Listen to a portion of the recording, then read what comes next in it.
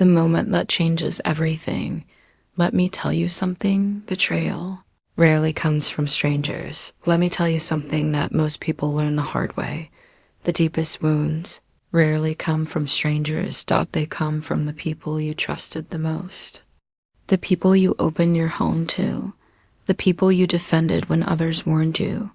Strangers don't know enough about you to hurt. You like that family? Does family knows where you're soft? They know where you give without counting. They know which doors you leave unlocked because love told you it was safe. That's what makes betrayal so painful. It doesn't knock. It walks right in. You don't expect harm from the same place you gave care. You don't expect pain from the same hands you once helped.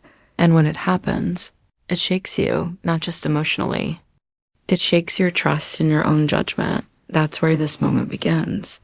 The day generosity turned into pain. There is a special kind of hurt.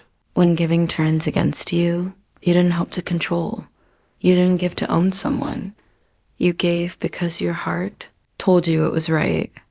But one day, something shifts. You look around and realize the kindness you offered has become a weight. You carry alone. What once felt warm now feels heavy. What once felt loving now feels draining. Many parents know this feeling.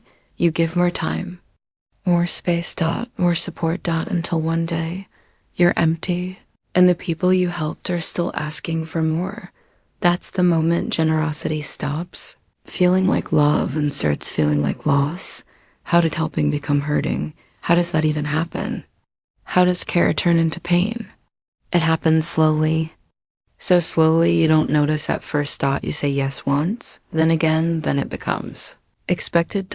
What started as help turns into habit. What started as support turns into dependence. And without limits, kindness begins to eat itself if you never stop to ask where the line is. Someone else will decide there is no line at all. And when there are no limits, helping doesn't heal. It harms. Not because you're wrong for giving, but because giving without limits always costs more than you planned. I gave, I trusted, I believed, and still lost control. I gave, I trusted, I believed. Those words hold so much truth because trust feels like protection. It feels like safety. It feels like doing the right thing. But trust without limits is not protection. It's exposure. Many people think trust alone will keep things right. It one single quotes trust needs structure. It needs clear lines. Without that, control slowly slips away, not all at once, piece by piece, until one day you don't recognize the situation you helped create. And that realization hurts more than the betrayal itself. This wasn't just a family problem. It was a wake-up call of this moment wasn't only about family. It was a signal that love needs balance, that care needs limits. That saying yes to everything can quietly destroy peace. Life gives these moments when something must change, not to punish you, but to teach you. This wasn't just pain. It was a lesson asking to be heard. Ignore it, and it repeats itself. Face it, and you grow stronger. When good intentions open the door to see it. Good intentions are powerful, but without limits, they open doors you never meant to unlock. You don't invite disorder on purpose. You invite it by staying silent. By hoping things will fix themselves. By believing love alone is enough. It isn't. When there are no rules, disorder steps in. When there are no lines, confusion takes over. And suddenly, the place you built with care no longer feels like yours. This is where the real journey begins. Not with blame, but with learning where love must be guided by strength. When love turns into obligation, when kindness stops being appreciated and starts being expected. At first, kindness is met with thanks. There is respect, there is care, but over time, something quiet changes. What once brought gratitude starts bringing demands. What once felt like help starts feeling required. No one asks anymore. They assume. This is how love slowly shifts into pressure. Not overnight, not loudly. It happens in silence. You notice it when your effort is no longer noticed, When your giving is treated like a duty dot when stopping feels wrong. Even though continuing hurts, that's when kindness loses its warmth, not because giving is bad, but because appreciation disappeared. Love as a gift, obligation as a therapy. Love is meant to be free. It flows by choice, not force. The moment love turns into something you owe, it changes shape. A gift is offered with open hands. A trap closes slowly, one favor at a time. Healthy love lifts people up. Obligation weighs them down. When love becomes a duty, resentment grows. You smile on the outside, but inside you feel stuck. And anything that traps the heart will eventually drain it. Love should never feel like a sentence you're serving. Supporting someone vs. carrying their entire life there is a difference between helping and holding someone up forever. Support gives strength. Carrying creates weakness. Helping means guiding someone forward. Carrying means dragging them while you fall behind. Many parents cross this line without noticing. They fix every problem, they remove every struggle, and without meaning to, they take away growth. When someone never learns to stand, it's because someone else keeps lifting them. Support teaches balance. Carrying teaches dependence, and dependence always costs more than it seems, because they're family. The most expensive because they're family, because they're family, because they're family. Those words have ended more peace than anger ever did. They excuse behavior you would never accept from anyone else. They silence concerns. They pressure you to stay quiet. Family is not a free pass to overstep. Love does not erase limits. When because they're family becomes the reason you suffer, something is broken. And pretending it's normal only makes it worse. When guilt dresses itself as RSBONS, guilt often wears a kind mask. It sounds like duty. It sounds like sacrifice. But look closer. Are you helping or are you being pushed? Real care comes with choice. Guilt removes choice. When you feel bad for saying no, even when you're exhausted, that's not love guiding you. That's pressure pretending to be care. Love without limits is an unlocked deal, or love without limits is like leaving your door wide open. At first it feels welcoming. Later, it feels unsafe. Not everyone who enters respects the space. Some take over, some make demands. Limits don't block love. They protect it. Without them, order disappears. And chaos always moves in quietly. The silent cost of keeping the peace. Silence doesn't fix problems. It feeds teams. Staying quiet feels easier in the moment. No argument. No tension. But silence doesn't heal anything. It hides it. What you avoid today grows stronger tomorrow. Problems don't shrink when ignored. They wait. And when they return, they come heavier. Peace that costs your dignity is surrender. Your peace should feel calm, not humiliating. If staying quiet costs your self-respect, it's not peace. Giving up your voice is not harmony. It's giving ground. True peace allows honesty. Faults. Peace demands silence. And science always asks for more than it gives. The pressure cooker. Effective unspoken unspoken anger doesn't disappear. It builds. Like steam trapped inside a sealed pot. Pressure grows. At first, it's manageable. Then it shakes everything. When it finally breaks out, it surprises everyone, but the signs were always there. What you don't release safely will explode later. What have you tolerated for far too long? Think about it. How long have you been saying, it's fine, when it wasn't? How many times did you swallow words to avoid discomfort? How often did you choose silence over honesty? Every time you tolerate what hurts you, you teach others it's acceptable. And that lesson sticks. Small cracks become collapses when IG or no word walls don't fall from one crack. They fall from many ignored ones.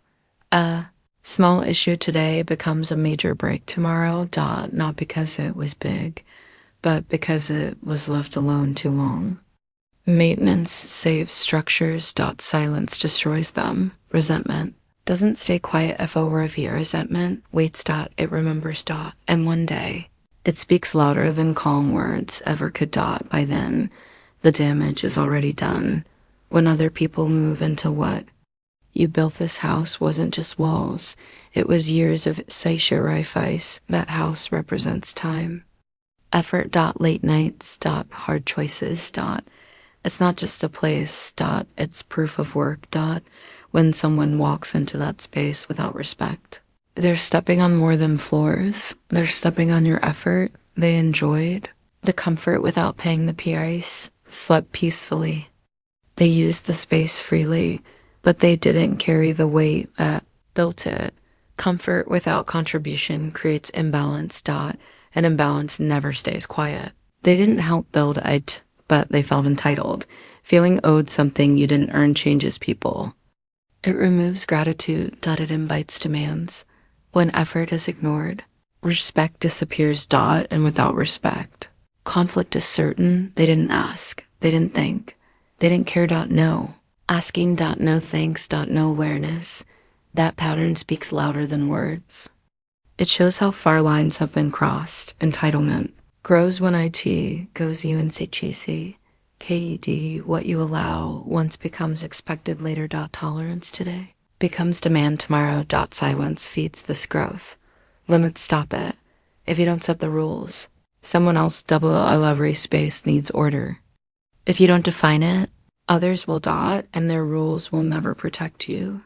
This is where strength begins, and that lesson changes everything. The emotional damage. We don't talk about shame. Nitrogen monoxide one sees, but you carry every day. Why there is a quiet weight many people carry and never talk about. It doesn't show on the outside.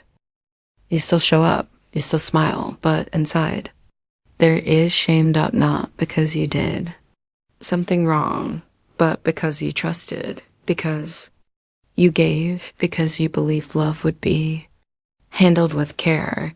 This kind of pain makes people blame themselves in silence. They replay moments. They think, I should have known. That shame sits heavy, even though it never belonged to you.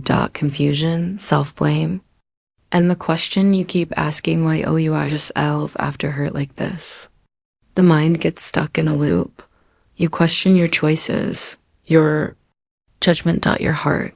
You ask yourself why you didn't see it coming, why you allowed it, why you stayed quiet. That inner questioning can feel endless. It drains energy. It steals peace, but confusion doesn't mean you're broken. It means something you trusted didn't match reality, and that gap is painful. You're not weak for feeling this. You're human feeling. Hurt does not make you weak. It makes you human. Anyone who cares deeply will feel deeply. Is not a flaw. That is proof of a heart that works. Strong people feel pain too. The difference is they don't let pain define them. There is nothing wrong with feeling shaken when trust breaks. There is nothing wrong with sadness. When love is mishandled, your feelings are not the problem. Pain is information, not a personal failure. Pain has a message. It shows you where something is off. Just like touching a hot surface teaches you to pull your hand back. Emotional pain teaches you where limits are missing. Ignoring that message doesn't make it go away. It makes it louder. That pain is not there to punish you. It's there to guide you. Listen to it, and you learn. Ignore it, and the lesson repeats. What happens when you ignore the warning SIGNs when feelings are pushed down? They don't disappear. They build. You get tired faster. You feel irritated for no clear reason. Joy feels distant. That's the cost of ignoring inner signals. The body and mind always find a way to speak, and when they do, it's usually louder than before. Healing starts when you stop arguing with your FLNG's. Healing begins when you stop telling yourself you shouldn't feel this way. When you stop fighting what's already there. Feelings don't need Approval. They need attention. Once you listen, clarity begins, and clarity prepares you for change. Boundaries are not punishment, they are me. Clearly, boundaries are not so many. People fear limits because they think limits mean rejection. They don't. Limits are not attacks, they are guidance. Saying no does not mean you stopped caring. It means you're protecting what matters. People who respect you will adjust. People who only want access will resist. That tells you everything. You need to know what boundaries actually are and what they are not. Boundaries are simple. They explain what is okay and what is not. They are not walls. They are not punishment. They are not silence. They are clear lines that protect peace. They help people understand where they stand. Without them, confusion grows. With them, relationships become safer. Setting limits doesn't mean you stopped CRNG care. Without limits turns into pain. Care with limits stays healthy. Can love someone and still say no. Can support someone without losing yourself. Love does not require unlimited access. It requires respect. When limits appear, love becomes clearer. Not smaller. Offense isn't hate, it's respect. Offense doesn't mean you hate your neighbor. It means you respect space. The same is true in relationships. Limits protect connection. Without them, people step too far. With them, balance returns. Respect grows where lines are clear. Boundaries protect. Boundaries clarify. Boundaries heal. Limits protect peace. They clarify roles. They heal long-standing tension. They remove guessing. They remove pressure. And over time, they restore calm. Let me say this again. Without boundaries, love breaks. Love cannot survive chaos. It needs structure. Without limits, even good hearts get hurt. With limits, love lasts longer and feels safer. Why guilt keeps you stuck. Guilt is rarely a guarantee. Guilt doesn't appear by chance. It's often taught. Repeated words, repeated pressure, repeated reminders of what you should do. Over time, guilt becomes a leash. It pulls you back every time you try to step away. After all we've done for you. The hidden HOOK. That phrase sounds loving, but it carries weight. It keeps score. It demands repayment. Real care doesn't keep a list. Pressure does. When past help is used to control present choices, guilt takes over. Guilt is not love. It's leverage. Love gives freely. Guilt demands return. Love allows choice. Guilt removes it.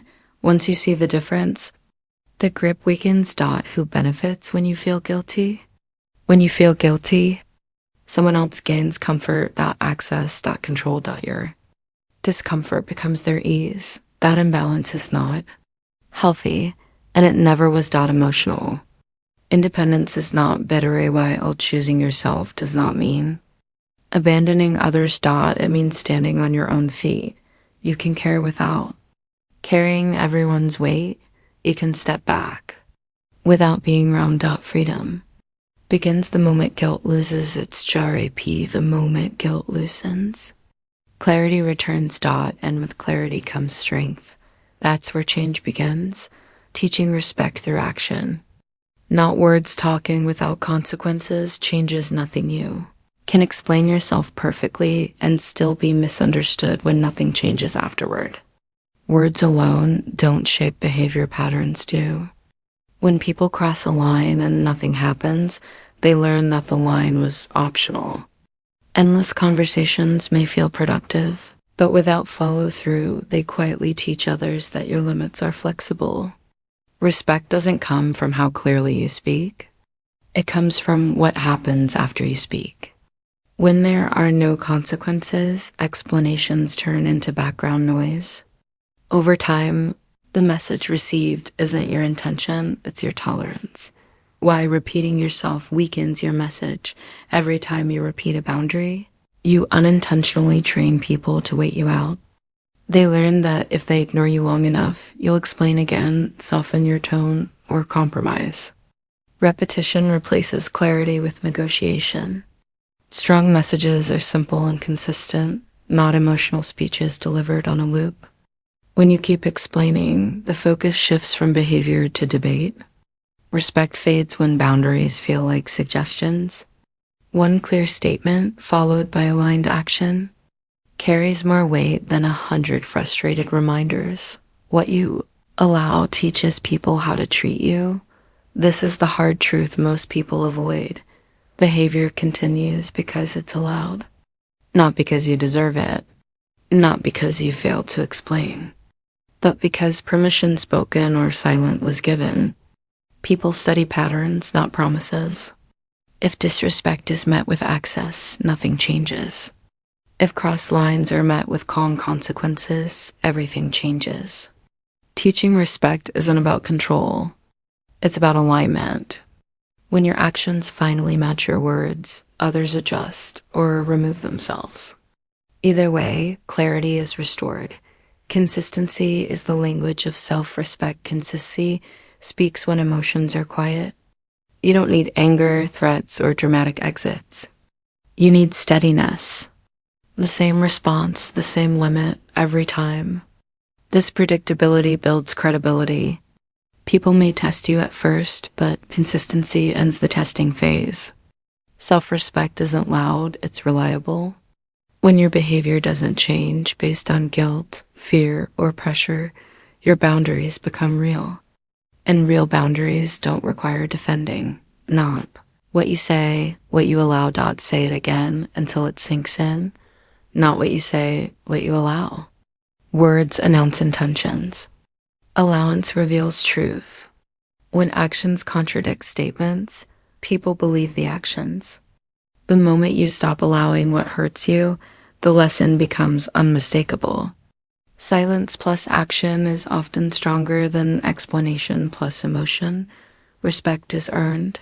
When you stop negotiating your limits lose power when they're constantly renegotiated. Respect grows when decisions are final, calm, and enforced. You don't need approval to protect yourself. When you stop bargaining with your boundaries, you teach others how to meet you or how to leave. That clarity is not cruelty. It's leadership, reclaiming your authority without losing. Your heart strength and kindness are not opposites. Authority doesn't require hardness, and kindness doesn't require self-erasure. The strongest people don't dominate, they decide. True authority is grounded, calm, and clear. You can be compassionate without being permissive. You can be loving without being available to harm. When strength comes from self-trust rather than anger, it feels steady instead of sharp. Kindness guided by boundaries becomes safe for you and for others. Calm decisions carry more power than angry reactions. Anger is loud but short-lived. Calm decisions last. When you react emotionally, the focus shifts to your tone instead of the issue. But when you respond with quiet certainty, there's nothing to argue with. Calm doesn't mean passive. It means resolved. Decisions made without drama communicate authority. They show that you've already thought it through, and you're not asking for permission. The fear of being the bad one. Many people stay stuck because they fear the label. Cold, selfish, ungrateful. This fear keeps them over-explaining and under-protecting. But being firm doesn't make you bad, it makes you honest. The discomfort comes from breaking old rules, not from doing something wrong. When you stop performing for approval, some people will be unhappy. That doesn't mean you failed. It means the dynamic changed. Being respected feels better than being liked. Being liked feels good in the moment. Being respected feels good in the long run. Respect brings safety, predictability, and peace.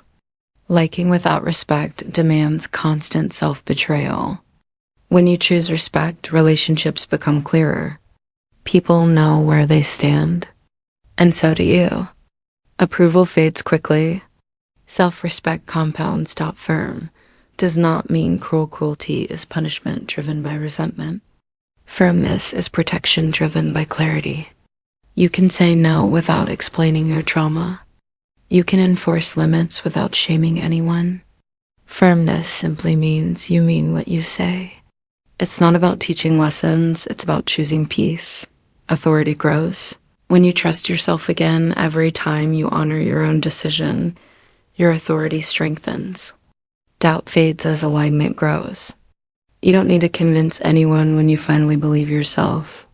Trust builds quietly, one boundary at a time, breaking the cycle for the next generation. What you tolerate today becomes tomorrow's pattern. Children don't. To inherit words, they inherit patterns. What you allow now becomes normal later. Tolerated disrespect doesn't disappear. It multiplies. The behaviors you excuse today shape the expectations of tomorrow. Legacy isn't what you intend, it's what you model consistently. Boundaries. Teach accountability better than lectures. Lectures explain ideals. Boundaries demonstrate them. When actions have consequences, responsibility becomes real. Accountability isn't learned through speeches. It's learned through cause and effect. Clear limits teach respect without raising your voice. Children learn more from what you do than what you say. They watch how you handle pressure, how you respond to mistreatment, how you protect your time and energy. Your behavior becomes their blueprint. When they see you choose dignity over peacekeeping, they learn courage. When they see you choose clarity over guilt, they learn self-trust. What lesson are you teaching right now? Pause and look honestly, not at what you hope they learn, but at what your actions are teaching today. Are you modeling courage or avoidance? Self-respect or self-sacrifice? Awareness is the first step to change. Short-term discomfort creates long-term peace. Boundaries may create tension now, but they prevent chaos later. Temporary discomfort is a small price for lasting stability. Peace built on avoidance never lasts. Choose courage, so they don't inherit chaos. Your courage today simplifies their tomorrow. Break the cycle by choosing strength, even when it's uncomfortable. That choice becomes their inheritance. Final wake-up call. Choose strength over silence. Let's be clear. This is what all of this was teaching you. Every moment led here to clarity. You were learning discernment, not punishment. Strength, not silence.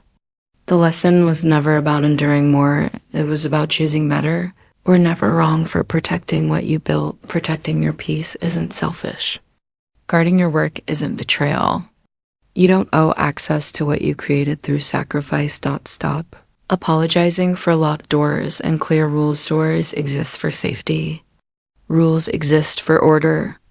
Apologies are unnecessary when boundaries are reasonable. Clarity doesn't require justification. Foundations matter more than approval. Strong structures outlast applause. Build your life on values, not validation. Approval fades. Foundations hold. Love deeply. Stand tall. Say no without guilt. Hold compassion without surrendering yourself. Strength and love can coexist when guilt is removed. You hold the keys now. You decide who enters. You decide what stays. The power is already yours. I've written outlines 8 to 11 as full. Polish scripts and place them together in the canvas so you can read. Edit or reuse them easily. Tone-wise, I kept it mentor style. Calm but firm, emotionally grounded, not preachy. Perfect for motivational storytelling. Voiceover YouTube narration if you want next.